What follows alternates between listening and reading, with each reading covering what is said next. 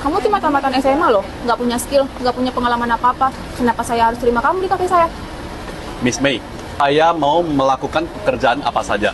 Tidak akan menolak pekerjaan apapun. Dan akan selalu say yes. Apa aja? Ya, apa saja. Oke, besok mulai dari cuci piring ya. Yes, Miss. Thank you, Miss. Wih, tadi ada yang muntah di toilet, bantu bersihin ya. Yes, Miss. Besok Ayu nggak bisa masuk, bantu gantiin. Yes, Miss.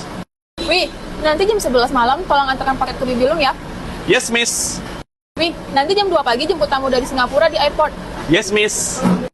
Besok kamu belajar bikin espresso ya. Yes, Miss. Thank you, Miss. Nah, itu kisah saya 10 tahun yang lalu, sebelum saya punya cukup modal dan skill untuk buka kafe. Wah, luar biasa ya. Sekarang udah punya 3 kafe di Medan dan 1 kafe di Bali. Yes, Bibi Long.